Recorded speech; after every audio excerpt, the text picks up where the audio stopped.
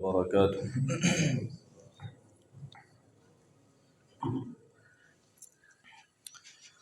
إن الحمد لله إن الحمد لله نحمده ونستعينه ونستغفره ونعوذ بالله من شرور أنفسنا ومن سيئات أعمالنا. من يهده الله فلا مضل له ومن يضلله فلا هادي له، وأشهد أن لا إله إلا الله وحده لا شريك له، وأشهد أن محمدا عبده ورسوله. أما بعد فإن خير الحديث كتاب الله، وخير الهدي هدي محمد صلى الله عليه وسلم، وشر الأمور محدثاتها، وكل محدثة بدعة، وكل بدعة ضلالة، وكل ضلالة في النار. أما بعد فأعوذ بالله السميع العليم من الشيطان الرجيم، من همزه ونفثه ونفثه. بسم الله الرحمن الرحيم. يا أيها الناس اتقوا ربكم الذي خلقكم من نفس واحدة، وخلق منها زوجها، وبث منهما رجالا كثيرا ونساء، واتقوا الله الذي تساءلون به والأرحام، إن الله كان عليكم رقيبا. يا أيها الذين آمنوا اتقوا الله حق تقاته، ولا تموتن إلا وأنتم مسلمون. يا أيها الذين آمنوا اتقوا الله وقولوا قولا سديدا، يصلح لكم أعمالكم ويغفر لكم ذنوبكم، ومن يطع الله ورسوله فقد فاز فوزا عظيما. وقال جل وعلا في مقام آخر: بسم الله الرحمن الرحيم.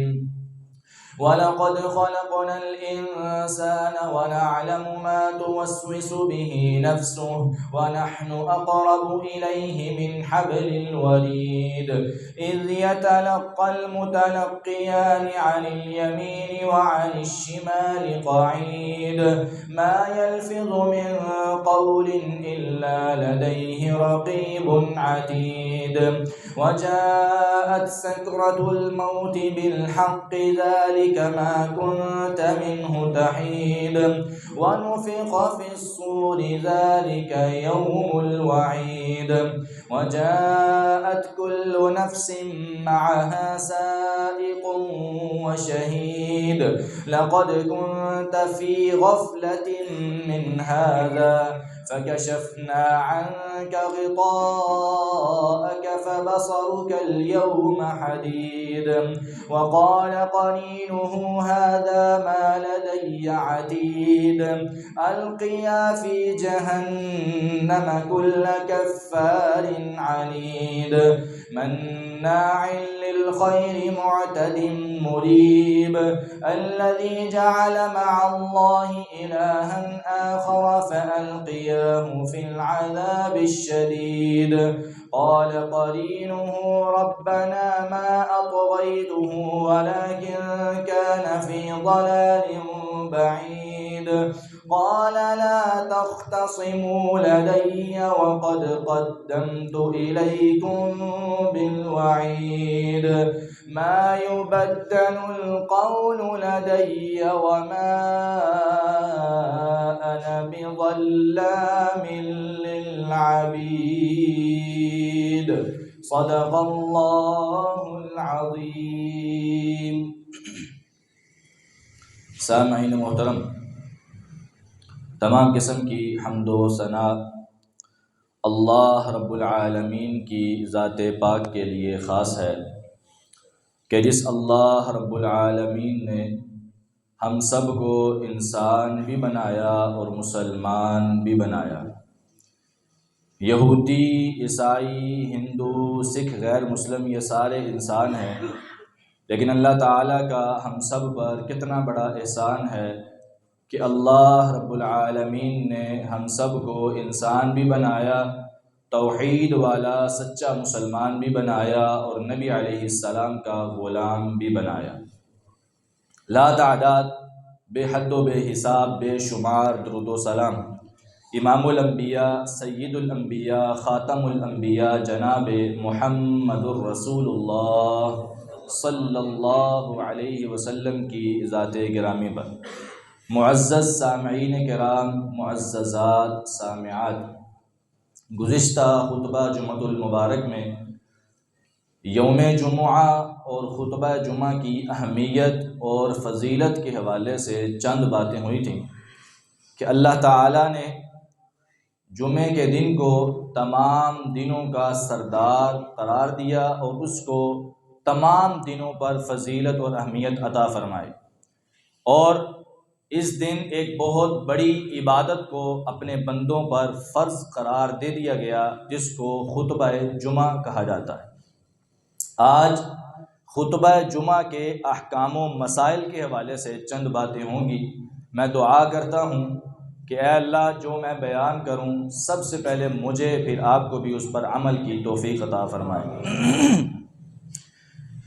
جمعہ کے دن سب سے زیادہ ضروری کام جو کرنے والے ہیں ان میں سے پہلا کام وہ یہ ہے کہ نبی صلی اللہ علیہ وسلم نے فرمایا، من قرأ سورۃ الکہف لیلۃ الجمعہ، جو بندہ جمعے کی رات کو سورہ کہف کی تلاوت کرتا ہے، جمعے کی رات کو یعنی جمعے رات والے دن مغرب کی نماز کے بعد، صبح فجر سے پہلے پہلے، جمعے والے دن کی فجر سے پہلے پہلے، جمعے رات والے دن کی مغرب کی نماز کے بعد جو انسان سورہ کہف کی تلاوت کرتا ہے، اضاء لہ نور ما بینہ و بین العتیق، او کما قال علیہ الصلوۃ والسلام، نبی علیہ السلام نے فرمایا اللہ تعالیٰ اس کے لیے نور کو یعنی روشنی کو پیدا فرما دیتے ہیں۔ کہاں سے لے کر کہاں تک؟ اس کے گھر سے لے کر بیت العتیق یعنی بیت اللہ تک اللہ تعالیٰ اس کے لیے روشنی کو اور نور کو پیدا فرما دیتے ہیں۔ بیت العتیق، عتیق کا معنی ہوتا ہے پرانا، ایک معنی اس کا ہے پرانا، اور اللہ تعالیٰ کے اس گھر بیت اللہ کو بھی بیت العتیق کہا جاتا ہے کیونکہ سب سے پہلا اور سب سے پرانا گھر وہی ہے۔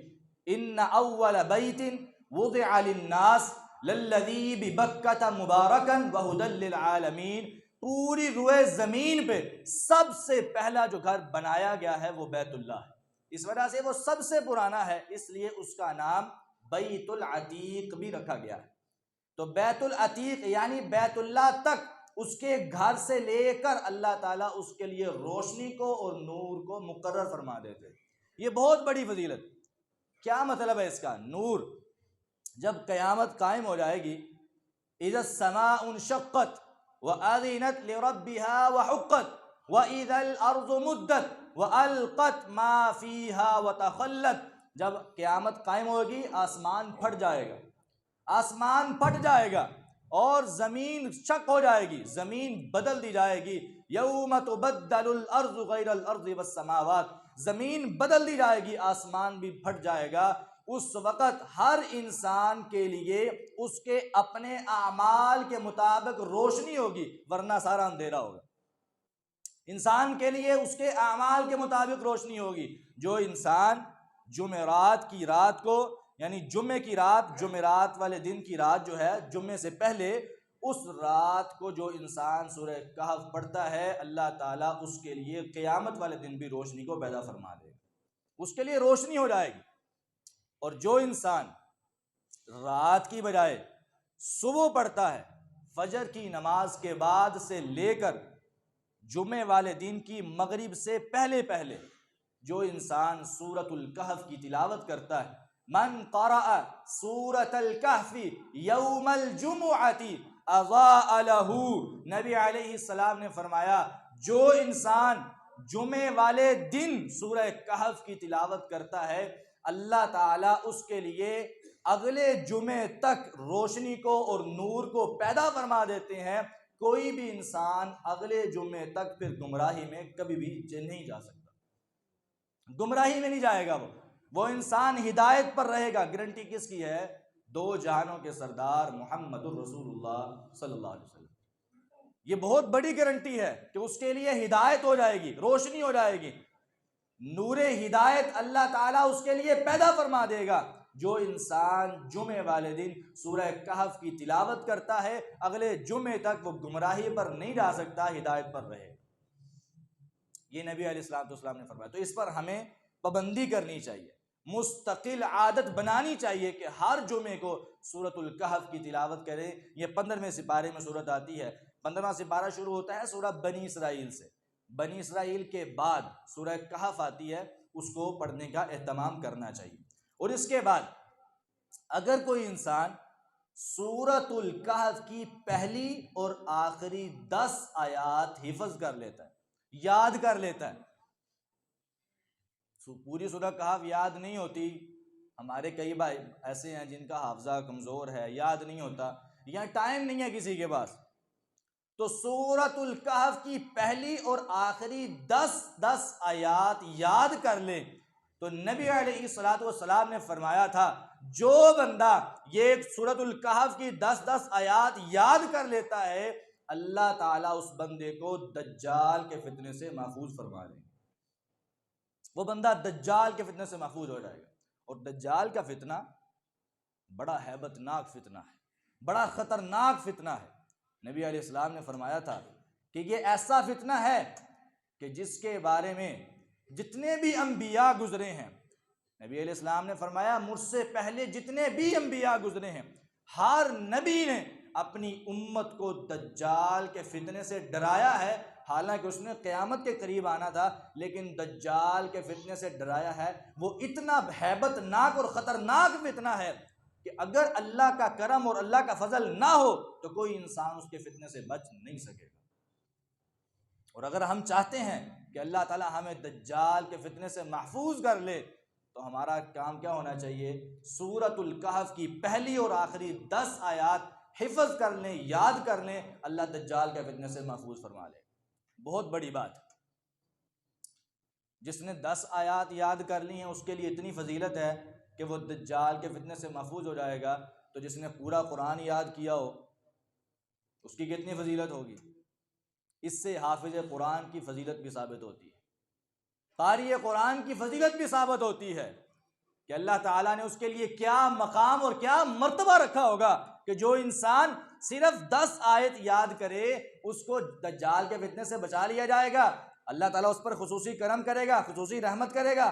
اور جو انسان پورے قرآن کو یاد کرے گا، حدیث آتی ہے نبی علیہ السلام نے فرمایا تھا یقال لصاحب القرآن اقرأ وارتقی ورتل کما کنت ترتل فی الدنیا.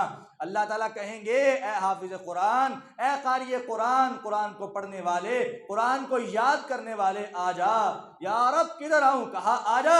اقرأ وارتقی ورتل، آج تیرا مقام یہ ہے قرآن پڑھتا جا، جنت کے درجات چڑھتا جا. جہاں پہ والناس کی سین ہوگی وہاں پہ تیرا آخری مقام ہوگا. جہاں سے قرآن شروع کیا ہوگا جہاں پہ ختم کیا ہوگا ساری کی ساری جنت تیرے نام کر دوں گا. یہ حافظ قرآن، قاری قرآن. قرآن پاک کے ساتھ لگاؤ، قرآن پاک کے ساتھ تعلق انسان کو دنیا میں بھی عزت دیتا ہے، آخرت میں بھی بلند کر دیتا ہے. اس لیے ہمیں چاہیے جمعے والے دن ہر جمعے کو اس کا اہتمام کریں، سورۃ الکہف کی تلاوت کریں، کوشش کریں زبانی یاد کریں. اگر نہیں ہوتی تو کم از کم سورۃ الکہف کی پہلی اور آخری 10 آیات حفظ کر لیں. دوسرا کام جو ہمارا ہونا چاہیے وہ نبی علیہ السلام نے فرمایا اکثروا الصلاۃ علی یوم الجمعہ او کما قال، فرمایا جمعے والے دن مجھ پر کثرت سے درود پاک پڑھا کرو، درود ابراہیمی پڑھا کرو، درود پڑھا کرو مجھ پر، کیونکہ تمہارا درود مجھ پر پہنچایا جاتا ہے.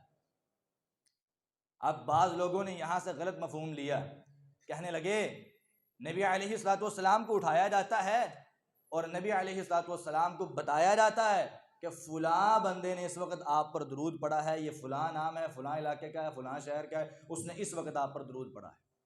حالانکہ ایسی بات نہیں ہے۔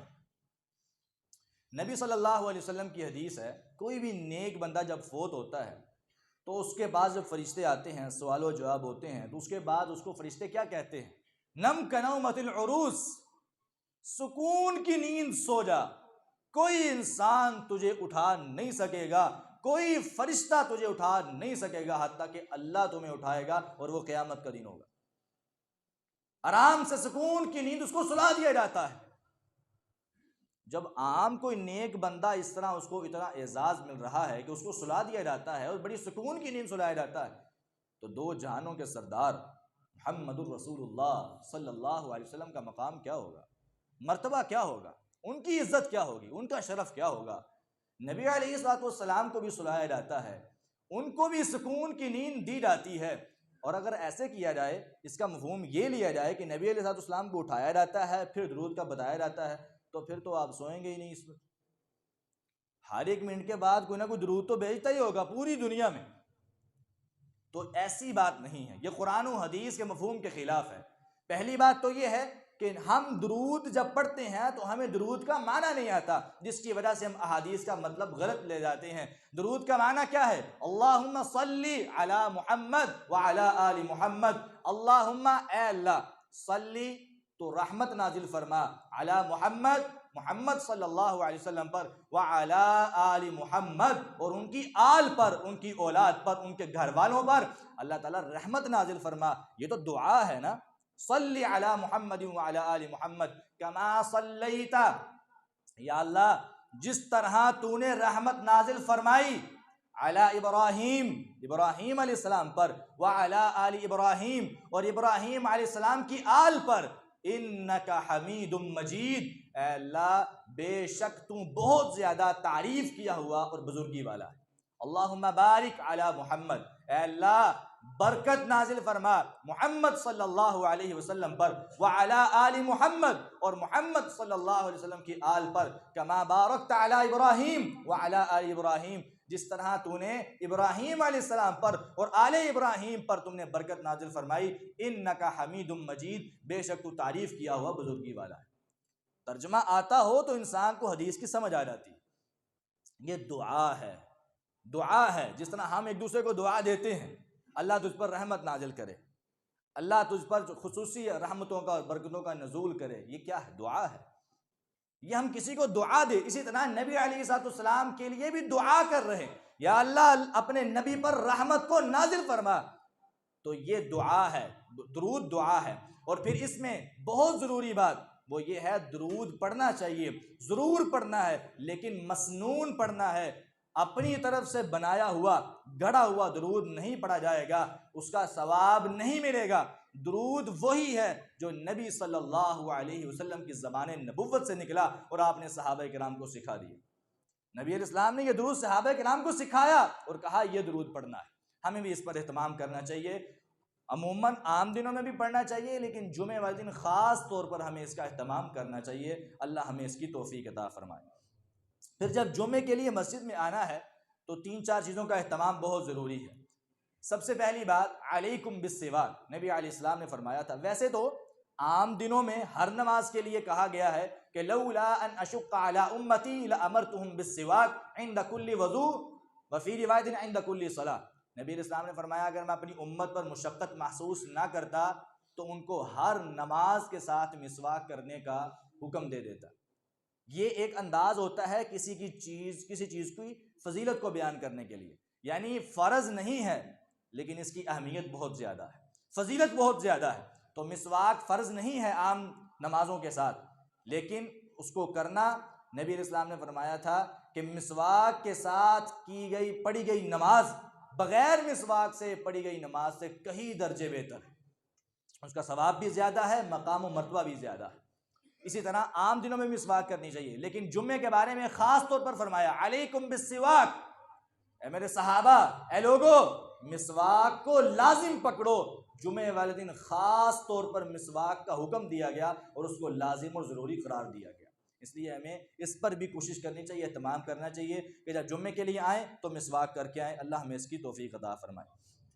اگلی جو ضروری بات ہے، جب مسجد میں آنا ہے تو دو صورتیں ہو سکتی ہیں، یا تو امام خطبہ دے رہا ہے یا خطبہ دینے سے پہلے آپ مسجد میں آ جاتے ہیں۔ ماشاءاللہ آج پچھلے جمعے کے مقابلے میں رونق زیادہ تھی اور لوگ بھائی جو ہیں وہ جمعہ شروع ہونے سے پہلے ہی آ چکے تھے۔ اللہ تعالی ہمیں مستقل یہ عادت بنانے کی توفیق عطا فرمائے، اور جن بھائیوں سے ابھی بھی سستی ہو رہی ہے اللہ انہیں ہدایت عطا فرمائے۔ جب مسجد میں آنا ہے اگر خطبے سے پہلے آئے تو نبی علیہ الصلوۃ والسلام کا ارشاد عالیہ ہے کہ تم اگر خطبے سے پہلے آئے ہو، امام کے منبر پر آنے سے پہلے آئے ہو تو فصلی ما قدر لہ، تو جتنی اللہ نے تمہارے لیے مقدر میں نماز لکھی ہے پڑھو، 2 4 6 8 10 جتنے نفل تمہارا دل کرتا ہے پڑھتے جاؤ، کم از کم 2 ہیں، زیادہ جتنی مرضی پڑھ سکتے ہو۔ لیکن اگر امام منبر پر آ چکا، خطبہ شروع ہو چکا ہے، تو اس میں سب سے زیادہ ضروری جو ہے وہ 2 رکعت پڑھنا لازم اور ضروری ہے۔ کوئی انسان 2 رکعت پڑھنے کے بغیر نہ بیٹھے۔ عام دنوں میں بھی نبی علیہ السلام نے فرمایا کہ جب تم مسجد میں آؤ تو بیٹھنے سے پہلے 2 رکعت نفل نماز پڑھو، لیکن اس کو ضروری قرار نہیں دیا گیا۔ لیکن جمعے والے دن خاص اہتمام، نبی علیہ السلام ایک مرتبہ خطبہ ارشاد فرما رہے ہیں، ایک صحابی آئے، حضرت سلیق غطفانی رضی اللہ عنہ، صحابی آئے، آ کے بیٹھ گئے۔ نبی علیہ السلام نے پوچھا، خطبہ دے رہے ہیں، خطبہ روک کے اپنی بات کو ختم کر کے سوال کیا، صحابی سے مخاطب ہوئے اور کہا ہے میرے صحابی اصلیت رکعتین، کیا 2 رکعتیں نماز پڑھی ہے؟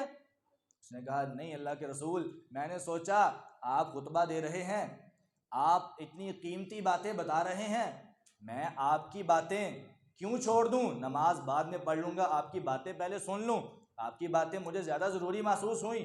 نبی علیہ السلام نے کہا قم فصلی رکعتین، ابھی اسی وقت کھڑا ہو جاؤ، 2 رکعت نفل نماز پڑھ۔ تو جمعے کے آپ یہ بھی تو کہہ سکتے تھے نا چل اگلی باری انہیں نہ کریں، لیکن کیا کہا ابھی اسی وقت کھڑا ہو اور 2 رکعت نفل نماز پڑھ۔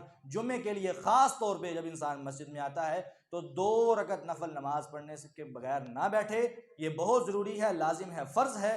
نبی صلی اللہ علیہ وسلم نے اپنے خطبے کو ترک کر کے اس صحابی کو کہا کہ ابھی اٹھ کے کھڑا ہو تو نماز پڑھ، اس لیے یہ بہت ضروری ہے۔ دوسری چیز جو بہت ضروری ہے کہ جب جمعے کے دوران آپ نے 2 رکعت نفل نماز پڑھ کے بعد میں بیٹھنا ہے تو ہمتاً گوش ہو کے بیٹھا کریں، چست ہو کے بیٹھا کریں، سستی نہ دکھایا کریں۔ بعض ہمارے احباب جو کیا کرتے ہیں وہ سستی دکھاتے ہیں جس کی وجہ سے ان کو نیند آتی ہے اور جمعے کے جو بہت زیادہ ضروری مسائل ہیں وہ ان سے جو ہے نا وہ سن نہیں پاتے اور رہ جاتے ہیں۔ جمعے کا خطبہ غور سے سننا ضروری ہے۔ اور نیند کیسے آتی ہے اس کا جو ہے نا وہ سب سے بڑا حل کیا ہے، وہ جب لوگ بیٹھتے ہیں نا تو اپنے دونوں گھٹنوں کو پکڑ کے بیٹھ جاتے ہیں، جس کو گوٹ مارنا کہتے ہیں، اس سے نیند زیادہ آتی ہے۔ اور جمعے کے دوران نبی علیہ السلام نے اس طرح بیٹھنے سے منع فرمایا۔ جمعے کے علاوہ ویسے وہ بیٹھنا جائز ہے گھٹنوں کو پکڑ کے، لیکن جمعے کے دوران ایسے بیٹھنا منع ہے۔ خاص طور پہ نبی علیہ السلام نے نام لے کر کہا کہ انسان جو بھی جمعے کے دوران ایسا بیٹھے گا اس کے لیے گناہ ہے، اس کا جمعے کا اجر ضائع ہو جاتا ہے۔ اس لیے ہمیں اس سے بچنا چاہیے اور جمعے کے دوران ہمتاً گوش ہو کے خطیب کی، امام کی بات کو غور سے سننا چاہیے۔ یہی خطبہ ہے، یہی لازم ہے، یہی ضروری ہے، اسی کا ثواب ہے، نبی علیہ السلام نے اس کو بیان کیا ہے۔ اسی طرح اگر کچھ چیزیں آپ لوگوں کے لیے لازمی اور ضروری ہیں، کچھ چیزیں ہمارے لیے بھی لازم اور ضروری ہیں۔ ان میں سے پہلی چیز کیا ہے؟ نبی صلی اللہ علیہ وسلم نے ہمیشہ خطبہ کھڑے ہو کر دیا، بیٹھ کے خطبہ دینا جائز نہیں ہے بلکہ گناہ ہے۔ کھڑے ہو کر خطبہ دینا ضروری ہے۔ اس چیز کو قرآن پاک میں بھی بیان کیا گیا، سورۃ الجمعہ ہے، اللہ کہتے ہیں وَإِذَا رَأَوْا تِجَارَةً أَوْ لَهْوًا انفَضُّوا إِلَيْهَا وَتَرَكُوكَ قَائِمًا۔ ابھی جمعہ نا کچھ نیا فرض ہوا تھا اور صحابہ کرام جو نئے مسلمان ہوئے تھے وہ جمعہ پڑھنے کے لیے آئے تو اچانک کیا ہوا، باہر سے باہر کے علاقے سے ایک تاجروں کا قافلہ آیا جس میں کافی سارا سامان تھا، اور جو مدینے کے تاجر تھے وہ انہوں نے اس قافلے سے سامان کو خریدنا تھا۔ صحابہ کرام جمعے میں بیٹھے ہیں، جمعہ سن رہے ہیں، باقی جو دوسرے یہودی تھے، یہودی تاجر، وہ تو فوری چلے گئے، جا کے سامان خریدنے لگے۔ تو جو مسلمان مسجد میں بیٹھے تھے انہوں نے سوچا اگر ہم ابھی نہ گئے تو سامان سارے کا سارا یہودی خرید لیں گے تو مسلمانوں کی معیشت کو نقصان ہو جائے گا، مسلمانوں کی معیشت کو نقصان ہو جائے گا۔ تو اکثریت مسلمانوں کی وہاں سے اٹھی اور جا کے سامان تجارت کو خریدنا شروع کیا۔ کچھ مسلمان بیٹھے رہے، نبی علیہ السلام خطبہ دے رہے ہیں، اللہ نے قرآن نازل کیا، اے اللہ کے نبی علیہ السلام اپنے صحابہ سے کہیں یہ کیا طریقہ کار ہے، آپ خطبہ دے رہے ہیں وَتَرَكُوكَ قَائِمًا، جب کوئی تجارت والا قافلہ آتا ہے تو یہ آپ کو کھڑا ہوتا ہوا چھوڑ کر چلے جاتے ہیں اور جا کے سامان تجارت خریدنا شروع کر دیتے ہیں، یہ ان کا کیا طریقہ ہے؟ یہ اسلام کے بھی خلاف ہے، قرآن کے بھی خلاف ہے، اللہ اور اس کے رسول کی مخالفت ہے، ایسا دوبارہ نہیں کرنا۔ قُلْ مَا عِنْدَ اللَّهِ خَيْرٌ مِّنَ اللَّهْوِ وَمِنَ التِّجَارَةِ، ان سے کہیں کہ جو اللہ تعالیٰ کے پاس ہے وہ زیادہ بہتر ہے، اللہ تعالیٰ تمہاری معیشت میں کمی نہیں آنے دے گا، نقصان نہیں ہونے دے گا۔ نبی علیہ السلام کی بھی عزت ہے، احترام ہے، ادب ہے، جمعے کی فضیلت، جمعے کا ادب، جمعے کا احترام بھی بہت ضروری ہے۔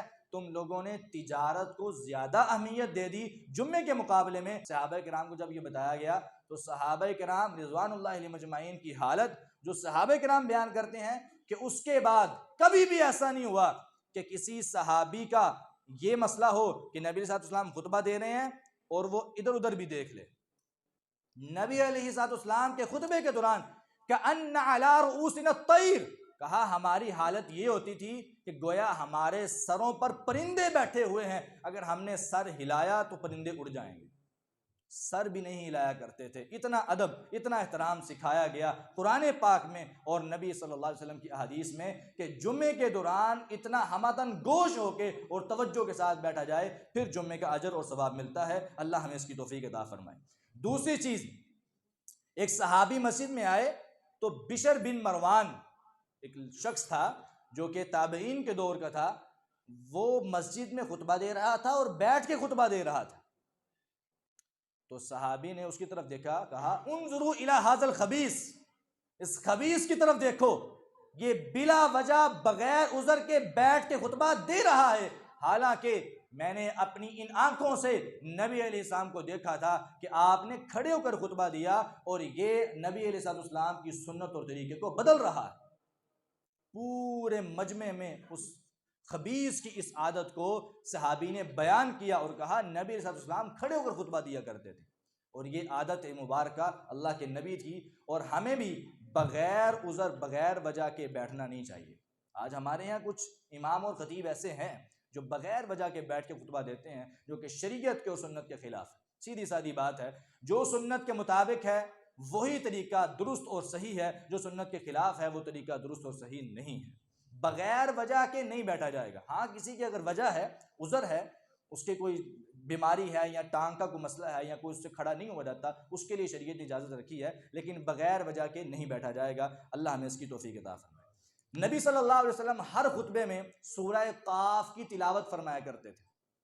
سورہ قاف، ایک ہے کہف، ایک ہے قاف، دو نقطے والا، یہ سورت 26ویں پارے میں آتی ہے۔ نبی صلی اللہ علیہ وسلم اس سورت کی اکثر جمعے میں تلاوت فرمایا کرتے تھے، اور اتنی تلاوت کرتے تھے کہ سیدہ ام ہشام رضی اللہ عنہا کہتی ہیں کہ میں نے نبی صلی اللہ علیہ وسلم کے خطبے میں اس سورت کو سن کے یاد کر لیا تھا۔ یہ 3 رکوع کی سورت ہے، نبی صلی اللہ علیہ وسلم کے خطبے سے سن کے یاد کر لیا۔ آپ اندازہ لگائیں کہ کتنی زیادہ اللہ کے نبی نے پڑھی ہوگی۔ تو یہ سورت پڑھنے کا بھی اہتمام کرنا چاہیے، اور ہمارے ہاں بعض مساجد میں ایسا ہوتا ہے، سورت پڑھی جاتی ہے اور بعض میں نہیں پڑھی جاتی۔ تو اللہ تعالی ہمیں اس کی بھی توفیق عطا فرمائے۔ ہم کوشش کرتے ہیں کہ جتنا ہو سکے پڑھیں۔ اصل میں ہمارے ہاں یہ ہے کہ ہمیں ساتھ قرآن پاک کی کوئی بھی آیت پڑھ کے ترجمہ بھی کرنا پڑتا ہے، اس کی وضاحت بھی کرنی پڑتی ہے۔ تو جمعے کا چونکہ ٹائم تھوڑا ہوتا ہے تو اس وجہ سے ہم مکمل صورت نہیں پڑھ سکتے، صرف ایک رکوع پڑھ سکتے ہیں، اور وہ ہم پڑھتے بھی ہیں الحمدللہ۔ تو پچھلے جمعے بھی ہم نے سورۃ القاف کی تلاوت کی ہے، اس جمعے بھی کی ہے۔ اللہ تعالی ہمیں اس کی مستقل عادت بنانے کی توفیق عطا فرمائے۔ پھر جمعے والے دن صبح فجر کی نماز میں نبی صلی اللہ علیہ وسلم سورہ سجدہ اور سورہ دہر کی تلاوت کیا کرتے تھے. یہ بھی سنت سے ثابت ہے جو کہ ہماری مساجد میں عام بھی ہے. اللہ تعالی ہماری اس عادت کو قبول بھی فرمائے اور ہمیں مستقل عادت بنانے کی توفیق عطا فرمائے. سورۃ الغاشیہ اور سورہ اعلیٰ کی تلاوت بھی ہمارے جمعے میں جو جمعے کی نماز ہے اس میں پڑھنا نبی صلی اللہ علیہ وسلم کی سنت ہے. نبی علیہ السلام سورۃ الاعلیٰ جو ہے وہ جمعے کی پہلی رکعت میں پڑھتے تھے اور سورہ غاشیہ جمعے کی دوسری رکعت میں پڑھا کرتے تھے. یہ بھی سنت ہے نبی علیہ السلام کی. اور حتیٰ کہ جب عید کی نماز ہوتی تو آپ عید کی نماز میں بھی ایسا ہی کرتے تھے کہ پہلی رکعت میں سورہ اعلیٰ اور دوسری رکعت میں سورۃ الغاشیہ کی تلاوت کیا کرتے تھے. اسی طرح خاص طور پہ جو جمعے والے دن روزے کا اہتمام ہے، ہمارے یہاں کچھ لوگ کہتے ہیں نا کہ یار آج چلو جمعہ میں روزہ ہی رکھ لینا. جمعے کو خاص طور پہ روزہ رکھنا یا جمعے والے دن کوئی بھی کام خاص طور پہ اس کو کرنا یہ شریعت سے ثابت نہیں ہے، بلکہ اللہ کے نبی نے منع فرمایا. جو انسان یہ کرے گا کہ بھئی آج جمعہ ہے میں روزہ رکھ لیتا ہوں یا آج جمعہ ہے میں تہجد کی نماز پڑھ لیتا ہوں، تو جمعے والے دن اس چیز کو خاص کر کے روزہ رکھنا یا تہجد پڑھنا یہ ثابت نہیں ہے اور اللہ کے نبی نے منع فرمایا.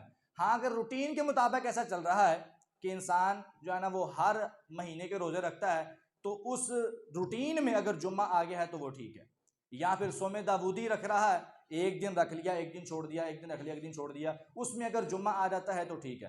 لیکن اس کے علاوہ خاص طور پہ جمعے کو کرنا یہ ثابت نہیں ہے اور بلکہ منع فرمایا گیا ہے. لیکن اس کے ساتھ ساتھ جو دوسری روایات ہیں ان میں جو اعمال بتائے گئے ہیں ان پر ہمیشگی اور دوام ضروری ہے، جو میں نے پیچھے بھی آپ کے سامنے بیان کیے کہ سورۃ الکہف کی تلاوت کرنا، درود کثرت سے پڑھنا، مسواک کر کے آنا اور جمعے کے باقی دوسرے جو کام ہیں ان کو ہمیشگی اور دوام سے کرنا یہ ثابت ہے اور اس کی فضیلت بھی ہے. اللہ تعالی ہمیں اس پر عمل کی توفیق عطا فرمائے. مجھ سے جو حق بات میرے منہ سے نکلی ہے اللہ تعالی ہمیں اس پر عمل کی توفیق عطا فرمائے، اور جو غلطی سے نکل گئی ہے اللہ تعالی ہم اس کی معافی دے دے اور اس کو معاف کر دے اور آئندہ نہ بولنے کی ہمیں توفیق عطا فرمائے. وآخر دعوانا الحمدللہ رب العالمین. إن الحمد لله نحمده ونستعينه ونستغفره ونعوذ بالله من شرور أنفسنا ومن سيئات أعمالنا. من يهده الله فلا مضل له ومن يضلله فلا هادي له. وأشهد أن لا إله إلا الله وحده لا شريك له وأشهد أن محمدا عبده ورسوله. أما بعد فإن خير الحديث كتاب الله وخير الهدي هدي محمد صلى الله عليه وسلم وشر الأمور محدثاتها وكل محدثة بدعة وكل بدعة ضلالة وكل ضلالة في النار. نبی صلی اللہ علیہ وسلم نے جمعے والے دن ایک خاص گھڑی بیان کی ہے کہ جو مقبولیت والی گھڑی ہے، جس میں انسان اپنی کسی بھی پریشانی کے بارے میں دعا کرتا ہے یا کسی بھی بیماری کے بارے میں یا کوئی بھی حاجت کے بارے میں دعا کرتا ہے اللہ اس کو فوری قبول کر لیتا ہے. نبی صلی اللہ علیہ وسلم نے فرمایا وہ گھڑی جمعے والے دن عصر کی نماز کے بعد اور سورج غروب ہونے سے تھوڑی دیر پہلے ہے. عصر کی نماز کے بعد سورج غروب ہونے سے تھوڑی دیر پہلے وہ گھڑی ہے، اور وہ اتنی کمال کی گھڑی ہے کہ انسان اس میں جو بھی مانگے گا اللہ اس کو دے گا، سوائے اس کے کہ انسان جو ہے وہ گناہ کی دعا کرے، کسی شر کی دعا کرے. اگر گناہ یا شر کی دعا کرے گا تو پھر قبول نہیں ہوگی. اگر نیکی کی یا اچھے کاموں کی دعا کرتا ہے تو اللہ تعالیٰ اس کی اس حاجت کو فوری قبول فرما لیں گے. تو ہمیں اس کا بھی اہتمام کرنا چاہیے. کوئی بھی انسان کو مسئلہ ہے تو اللہ تعالیٰ کے لیے حضور دعا کریں جمعے والے دن عصر کی نماز کے بعد، تو اللہ تعالیٰ اس کو قبول فرما لیں گے. اور دوسرا مسئلہ، جب جمعے والے دن نماز ہو رہی ہوتی ہے تو کچھ بھائی لیٹ ہو جاتے ہیں، تو جمعے کی جو نماز ہے اس میں اگر انسان ایک رکعت پا لیتا ہے تو اس کو جمعہ مل گیا ہے، اس کا وہ جمعے کا جو فرض ہے وہ ادا ہو جائے گا اگر ایک رکعت بھی پا لی ہے. یعنی اگر نماز کھڑی ہے، لیٹ ہو گیا ہے، ایک رکعت اس کو مل گئی ہے تو اس کو جمعے کا جو اس کا فرض ہے وہ ادا ہو چکا ہے. لیکن اگر ایک رکعت بھی نہیں ملی ہے تو پھر اس کو ظہر کی نماز پوری پڑھنی پڑے گی، جمعے کی 2 رکعتیں نہیں پڑھے گا اور نہ ہی جمعے کا اجر اس کو ملا، جمعے کا فرض بھی ادا نہیں ہوا ہے. تو اس لیے جان بوجھ کے لیٹ نہیں ہونا چاہیے. اگر کبھی کوئی مجبوری بن گئی ہے، کوئی مسئلہ بن گیا ہے تو اگر اس طرح ہو گیا ہے تو جمعے کی 2 رکعتیں ہی پڑھے گا اگر 1 رکعت اس کو مل گئی ہے. اگر 1 رکعت نہیں ملی تو پوری ظہر کی نماز پڑھے گا. کچھ جو ہیں وہ ہمارے ایسا ہوتا ہے کہ ہماری جو مائیں بہنیں ہیں وہ چونکہ گھروں میں ہوتی ہیں، جو مسجد میں آتی ہیں وہ تو ٹھیک ہے، جو مسجدوں میں نہیں آتی وہ بھی سنا گیا ہے کہ وہ بھی جناب اکثر جو ہے نا وہ 2 رکعتیں ہی پڑھتی ہیں. تو 2 رکعات کی اس کا نا کوئی تصور نہیں ہے. گھروں میں اگر نماز پڑھنی ہے عورتوں نے بچوں نے تو وہ پوری ظہر پڑھیں گے، اس میں جمعے کی 2 رکعات نہیں پڑھی جائیں گی. اور جو جمعے میں حاضر ہوگا اس کے لیے نبی صلی اللہ علیہ وسلم نے یہ 2 رکعات کو بیان کیا. پھر اس کے علاوہ جو ہمارے یہاں طریقہ چلتا ہے کہ جمعے کی 2 رکعتیں بھی پڑھ لی ہیں، اس کے بعد ظہر احتیاطی پڑھی جاتی ہے. ظہر کی نماز لو جی احتیاط ہے جی، احتیاط کے طور پر پڑھ رہے ہیں ہم، پتہ نہیں جمعہ قبول ہوا ہے کہ نہیں ہوا تو ظہر تو قبول ہو جائے گی. تو ایسی بات ذہن سے نکال دیں، یہ اسلام کا شریعت کا تصور نہیں ہے. اسلام کی روح سے شریعت کی روح سے یہ جائز نہیں ہے. نبی صلی اللہ علیہ وسلم نے جب جمعے والے دن 2 رکعت پڑھائی ہیں فرض ظہر کی تو ہمیں 2 ہی پڑھنی چاہیے. آپ نے بعد میں ظہر نہ پڑھنے کا کہا ہے تو ہمیں نہیں پڑھنی چاہیے. جہاں پہ ظہر پڑھنے کا کہا ہے وہاں پہ ظہر پڑھیں، جہاں پہ 2 رکعت پڑھنے کا کہا ہے وہاں پہ 2 رکعت پڑھیں. یہی شریعت ہے، یہی قرآن ہے، یہی حدیث ہے، یہی اتباع رسول ہے. اپنی طرف سے سوچ کر گمان کر کے یہ کہہ دینا کہ پتہ نہیں جمعہ قبول ہوا ہے کہ نہیں ہوا، ہم یہ پڑھ لیتے ہیں، تو اگر یہ بات ہے تو پتہ نہیں تمہاری ظہر بھی قبول ہونی ہے کہ نہیں ہونی. ایسی بات نہیں ہے. جمعے کے بارے میں جب نبی صلی اللہ علیہ وسلم نے فرما دیا کہ جمعے کا خطبہ سننے کے بعد 2 رکعت پڑھو گے تو ہم نے 2 ہی پڑھنی ہے. اس کے علاوہ نفل و نوافل پڑھے جا سکتے ہیں لیکن ظہر احتیاطی کا کوئی تصور نہیں ہے. اللہ تعالی ہمیں عمل کی توفیق عطا فرمائے. بیماروں کی صحت کے لیے دعا کریں، اللہ تعالیٰ جلد از جلد بیماروں کو صحت کاملہ عاجلہ عطا فرمائے. اور جتنے مسلمان موحد دنیا سے چلے گئے ہیں اللہ تعالیٰ ان کو جلد از جلد جتنے بھی گناہ ہیں ان کے معاف کر کے جنت الفردوس کا داخلہ عطا فرمائے.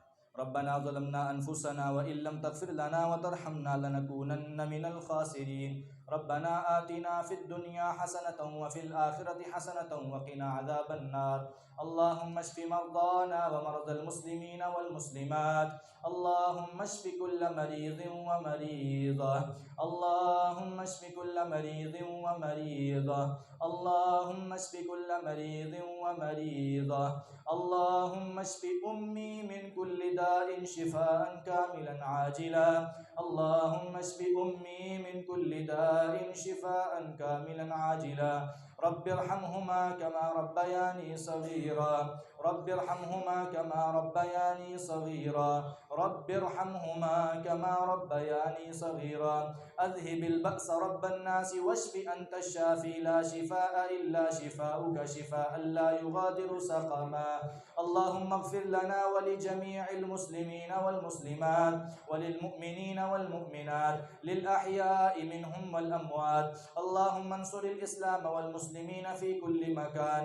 اللهم انصر الجهاد والمجاهدين في كل مكان. سبحان ربك رب العزة عما يصفون وسلام على المرسلين والحمد لله رب العالمين.